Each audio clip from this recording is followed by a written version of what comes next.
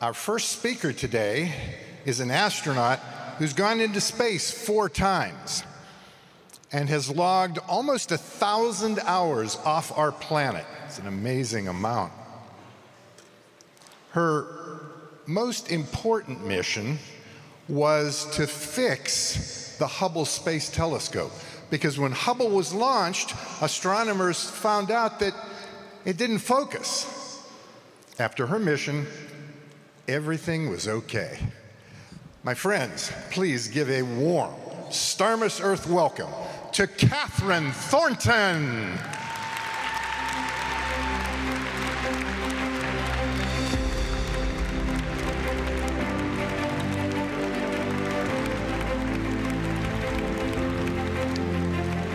Who is that person? There's a space fan club down there. Awesome. The theme of Starmus VII is the future of our planet, so I'm going to talk about an event that happened 30 years ago. I was privileged to be part of the crew of STS-61, which was the first mission to visit and service the Hubble Space Telescope. All the data that has been recorded from Hubble through its entire lifetime and into the future is archived and is available to anybody. My oldest daughter was 11 years old when we flew this mission, and she later got her PhD using Hubble data. Her dissertation director had received his PhD from Hubble data. So I have to believe that many more generations of young scientists are going to launch their career with data collected by Hubble, and that they will take us closer to answering the fundamental questions of where did we come from, where are we going, and are we alone? Hubble was conceived as one of the 4 great observatories that allowed us to look at the universe across the electromagnetic spectrum. It was the first one launched in 1990. Along with Chandra, it's only one of 2 that are still operational, and it was the only one that was intended to be serviced by humans in particular.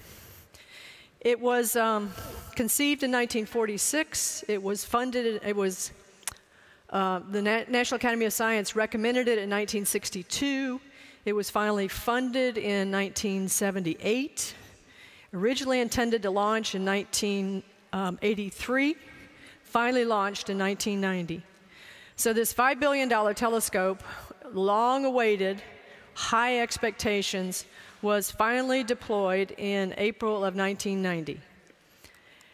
Not long after that, just weeks, was the uh-oh moment, the aw shucks, because it did not focus. You can see here examples of the best we can do from the ground, Hubble's raw data, and then a process data.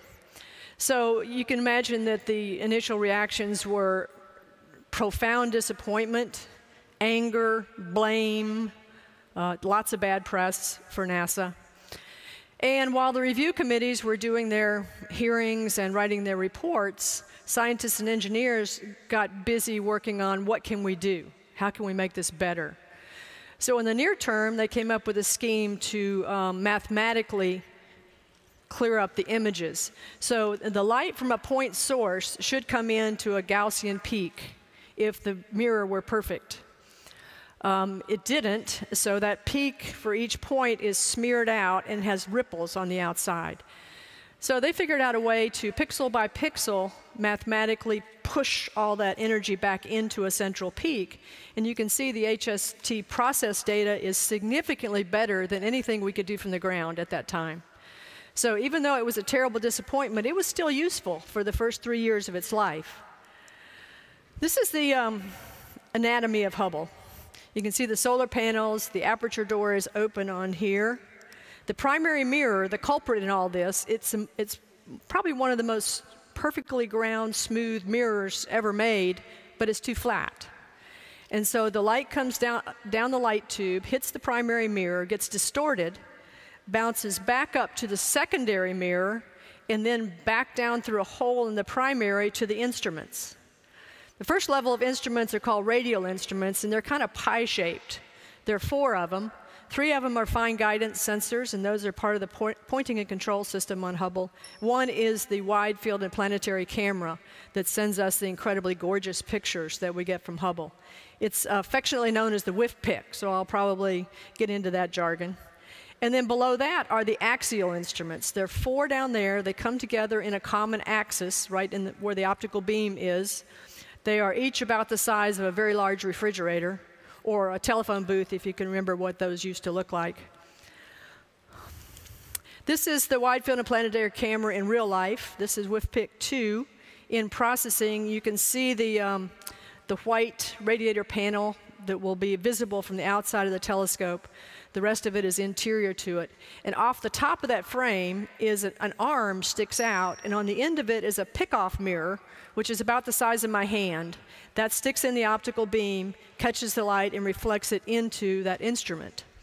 So the fix for this was to put some mirrors inside this instrument that have the equal and opposite spherical aberration. So they're incorrect in the same sense that the same amount as the primary mirror, but in the opposite sense. So it takes the distorted wavefront, corrects it before it goes into the CCDs. This is CoStar, which is the corrective optics for the axial instruments. It's in a handling fixture here, but CoStar is just the big silver box in there. And you can see the clear plastic tubular cover on the mirrors that make this work. So here's a close-up of the magic. This is where the magic of CoStar happens. And if there are any heroes of Hubble, and there are, it's not those of us who went up there and put wrenches on it. We were mechanics. It's the guys who figured out how to do this and how to make it work. So after we left Hubble with the CoStar installed, the ground commanded this optical bench to come out. And it has all these steerable arms and mirrors on it.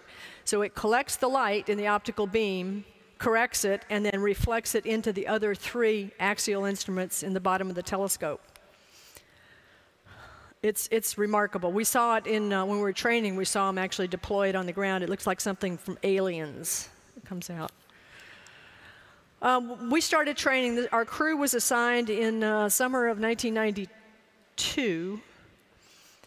We have 4 spacewalkers, of which I was one. We have an ace arm operator, Claude Nicollier, pilot Ken Bowersox, and Commander Dick Covey. Tom Akers was my spacewalking partner, and the other team was Jeff Hoffman and Story Musgrave. So we started training and procedure development as soon as we were assigned. So there are several ways to simulate zero gravity here on Earth. One of them is in a water tank. So that's where we are here, moving big instruments around in there. All these simulators lie to you in one way or another. So the water tank, obviously, there's a viscous fluid around you that helps keep your rear end behind your front end when you're moving around and stabilizes you a little bit in your work site. And also, there's still gravity. Tools are heavy, tethers hang down. But it does give us a sense of the choreography, how we're going to move around, what each of us is doing, can we reach the things we need to reach, and procedures development.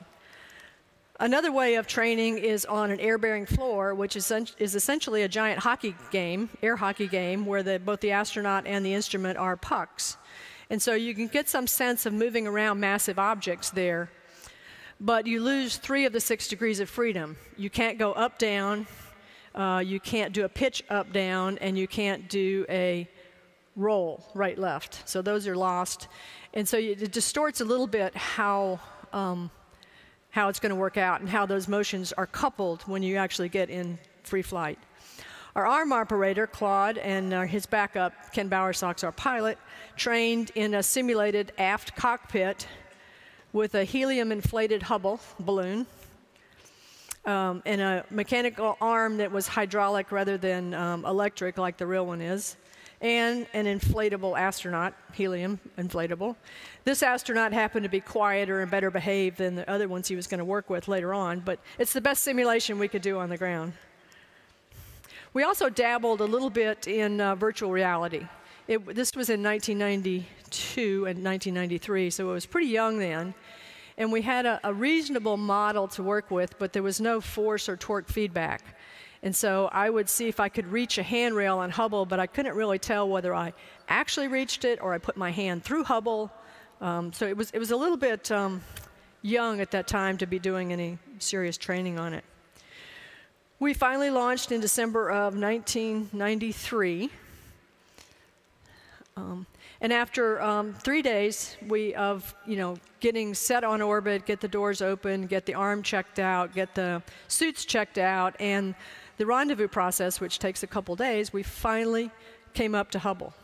So Dick Covey's flying us right underneath that telescope. And you can see one of the solar rays is kind of bent a little bit. So that gave us a hint that we might have a little bit of trouble getting them to roll up, which they have to do in order for us to bring them home after we changed them out. But it was huge. It was huge. Without the solar rays, the telescope is the size of the cargo bay of the shuttle. It completely fills it. So the closer we got, the bigger that telescope got. Claude grabbed it with a mechanical arm and then berthed it on a turntable in the back part of the cargo bay so that we could rotate it and work on it from all sides. We all cross-trained for the jobs to do out in the cargo bay. So in the event that we had to change the schedule for some reason or something wasn't working right, the ground needed to think about it some more, we could stop what we're doing and pick up on another task. So we also made sure that we had all the tools and all the equipment accessible to us, which means they either had to be in the airlock or they had to be out in the cargo bay, because you can't come back in and grab something. This is the first day of 5 EVAs. This is Jeff and Story working on changing out the rate gyros. So you never know on a shuttle mission where something might happen to make you have to end your mission early. A hydraulic leak or a freon loop leak or something like that. You could be coming home tomorrow. So the most important tasks were prioritized. So the first day we changed out the rate gyro assemblies. The Hubble has 6 gyros on board, and 3 of them had failed at this point. So they were down to working on 3. So the most important thing was to get those changed, because if Hubble can't point, it doesn't matter what kind of instrument you have on board, it's not going to work. So I can imagine that all the people who lovingly put this telescope together and took care of it were just cringing when they saw these astronauts clonking around inside their telescope. But we got those changed out on the first day, had a little trouble closing the doors when we were done, but managed to get that done. So that's the first day. The second day, Tom and I went out, and our job was to change out the solar arrays. The ground had commanded them to retract. They're kind of like double window shades. And one of them did, one of them didn't. And we couldn't bring home one that wasn't retracted, so we knew that we were going to have to jettison the solar array. So Tom disconnected it both mechanically and electrically from the telescope in darkness, because you don't want to break a hot connection, and there's no off switch. As the sun is shining, it's making electricity. And then we waited for sunrise to release it. So I had the best view of anybody in the universe of this. When it was time to deploy, I just took my hands off of it, and we were just flying in formation with no rates, just right in front of me. Then SOX fired the jets on the orbiter to move us away from it, because we didn't want to recontact it. The jet plume hit that solar array, and it bent over and then started flapping and cruising and diving out over the deserts in the Middle East. It was like this giant bird that was flying out there. And we watched it for a little while before we finally had to get back to work. Put the new solar arrays on, and they all checked out. Flight day 3, we put in the wide field and planetary camera. And the pickoff mirror is under that metal cage on the right side of your picture. That was one of the, we call career limiting errors one could make, would be to bump that mirror on anything. So the cover stayed on it as long as possible. The last minute we took it off. So Jeff and Story installed that. Flight day 4 was CoStar day. So we had to take out an instrument, the high-speed photometer, in order to make room for CoStar. And I was on the end of the mechanical arm, and my job was to be as rigid as possible, and then Claude could then move us in position to get it in there. Tom actually moved over into the telescope to give directions, up, down, right, left, pitch, to get it in there. 5th day, we changed out or added some magnetometers.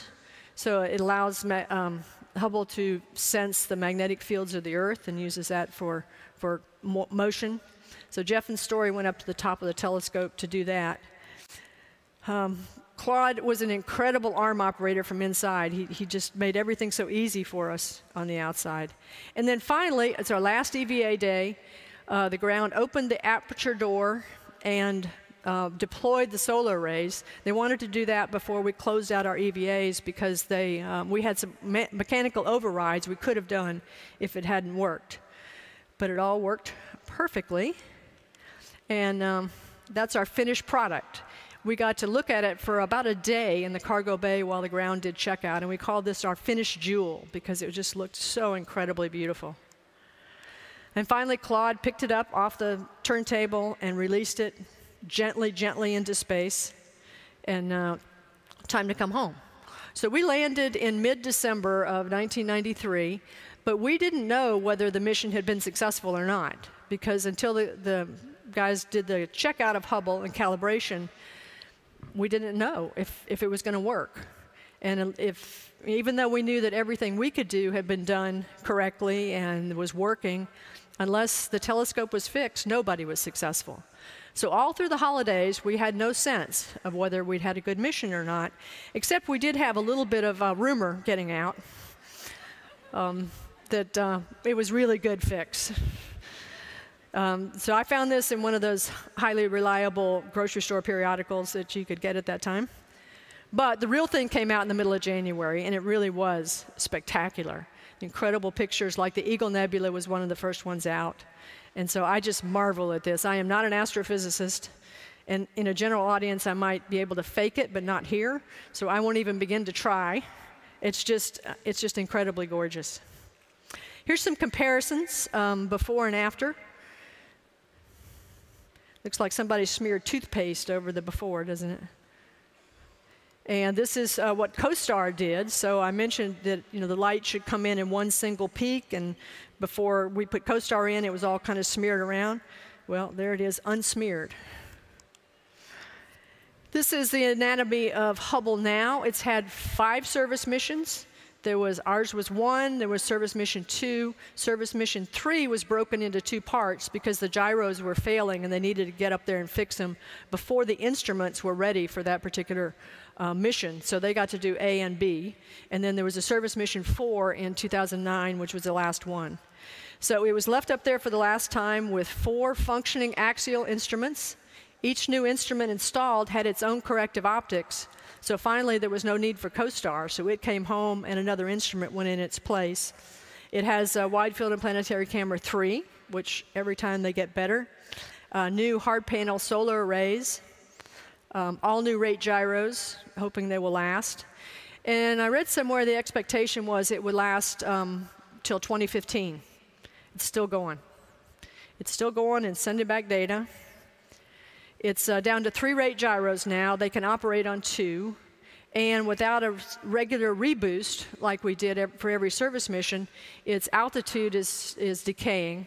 So it started out after service mission 4 at 578 kilometers. It's now down to about 514.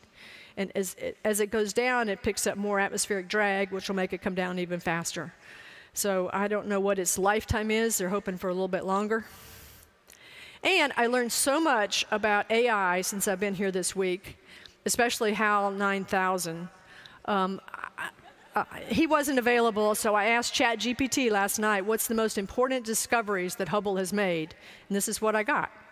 The Hubble Deep Field and its successors are considered HST's greatest discoveries because they have fundamentally changed our understanding of the universe, providing an unprecedented look at its vastness, diversity, and history. Thank you.